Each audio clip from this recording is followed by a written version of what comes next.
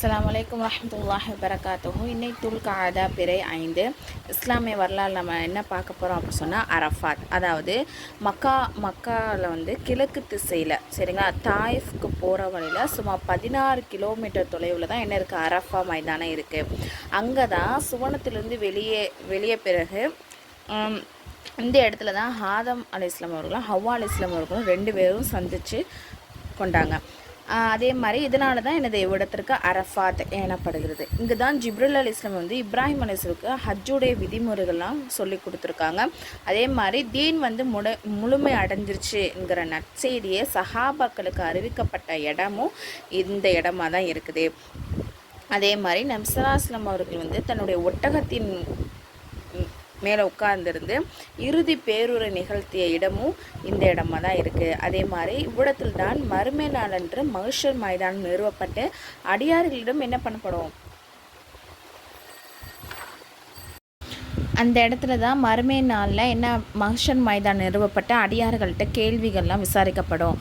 உலகம் எங்கு வருகிற ஹாஜிகள் வந்து துல்ஹஜ் மாதம் 9ஆம் நாள் அந்த மைதானத்துக்கு சென்று ஹஜ்ஜுடைய கடமையை நிறைவேற்றுறாங்க. அரஃபாவில் தங்குறதுக்கு ஹூஃபுல் அரஃபா எனப்படும். அங்கே உச்சி பொழுதுலேருந்து சூரியன் வரை அங்கே தங்குறது அவசியம். அடுத்து அல்லாஹ்வின் ஆற்றல், கடல்வாழ் உயிரின பாதுகாப்பு.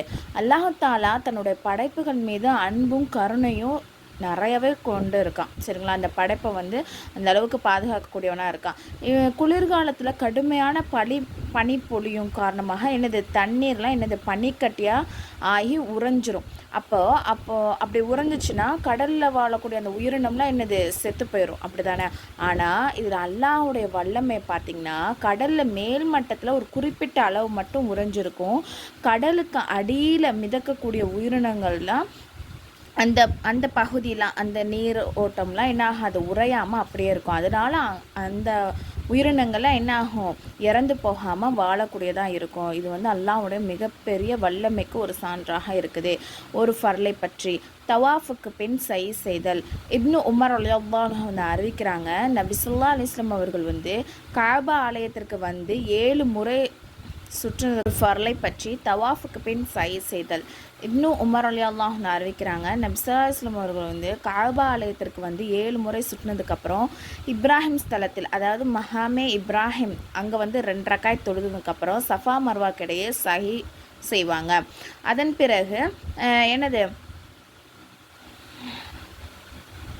பிறகு வந்து எங்களை நோக்கி உங்களுக்கு அல்லாஹ்வின் தூதரிடம் சிறந்த முன்மாதிரி இருக்குது அப்படின்னு சொன்னாங்க. இதோட கருத்து என்னென்னா, தவாஃப் செய்த பிறகு தான் என்ன பண்ணும், செய்யணும். ஒரு சுன்னத்தை பற்றி வாகனத்தில் அமர்ந்த பிறகு ஓதும் துவா. நபி ஸல்லல்லாஹு அலைஹி வஸல்லம் வந்து பயணத்தை நாடி கிளம்பிட்டாங்க. வாகனத்தில் உட்கார்ந்ததுக்கப்புறம் 3 முறை அல்லாஹ் அக்பர் தக்பீர் கூறினதுக்கப்புறம் இந்த துவாவை ஓதுவாங்க. சுப்ஹானல்லதி ஸஹர லனா ஹாதா வமா குன்னா லஹு முக்ரினீன வ இன்னா இலா ரப்பினா லா முன்கலிபூன். ஒரு முக்கியமான அமலின் சிறப்பு, அதாவது அல்லாஹ்வின் பாதையில் 1000 ஆயத்துகள். நபி ஸல்லல்லாஹு அலைஹி வஸல்லம் சொல்லியிருக்காங்க, யார் வந்து 1000 ஆயத்துகளை அல்லாஹ்வின் பாதையில் வந்து ஓதுறாங்களோ அவரின் பெயரை அல்லாஹ்தால நபிமார்கள், சித்திகீன்கள், ஷுஹதாக்கள் மற்றும் சாலிகளுடன் எழுதிவிடுகிறான். மறைவான இணை வைத்தலை, அதாவது பிறர் தம்மை பார்க்குறாங்க என்கிறதுக்காக தன் தொழுகையை நீட்டுபவர் தான் அப்படின்னு நபி ஸல்லல்லாஹு அலைஹி வஸல்லம் சொல்லியிருக்காங்க. உலகத்தை பற்றி 2 விஷயங்களுக்கு ஆசை. நபி ஸல்லல்லாஹு அலைஹி வஸல்லம் சொல்லியிருக்காங்க, வயது முதிர்ந்தவரின் உள்ளம் வந்து 2 விஷயங்களில் என்றும் இளமையாகவே இருக்கணும் அப்படின்னு சொல்லிட்டு ஆசைப்படுவாங்க. ஒன்று என்னென்னா உலக ஆசை, இன்னொன்று வந்து நீண்ட எண்ணங்கள். மறுமையை பற்றி சுவனத்தின் கனியும் மர நிழலும். குர்ஆனில் அல்லாஹ் தாலா சொல்கிறான், இரையச்சமுடையவர்களுக்கு வாக்களிக்கப்பட்ட சிவனபதியின் தன்மையானது அதன் கீழே நீர் அருவிகள் என்ன ஆயிரும், ஓடிக்கொண்டிருக்கும். அதன் ஆகாரமும் அதன் நிழலும் நிலையானவை, அதாவது என்றுமே நிலையாக இருக்கக்கூடியது. நபி வழி மருத்துவம். விஷமுறிவுக்கு அஜ்வா பேரித்தம் பழம் சுவனத்தின் கனியாகும். அதில் விஷமுறிவு மருந்துண்டு என நபி ஸல்லல்லாஹு அலைஹி வஸல்லம் வந்து கூறியிருக்காங்க.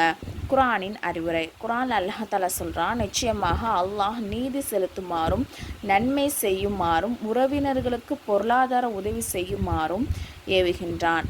அன்றையும் மானக்கேடான காரியங்கள், தீமை, வரம்பு மீறுதல் ஆகியவற்றிலிருந்தும் தடுக்கின்றான். நீங்கள் நினைவில் வைத்துக் கொள்வதற்காக அவன் உங்களுக்கு உபதேசம் செய்கின்றான். சூரா நஹ்லில் அல்லாஹ் தஆலா சொல்கிறான். இன்ஷா அல்லாஹ் இன்றைக்கி தெரிஞ்ச விஷயத்த உங்களுக்கு தெரிஞ்சவங்களுக்கு எத்தி வைங்க. அஸ்ஸலாமு அலைக்கும் வரஹ்மத்துல்லாஹி வபரகாத்துஹு.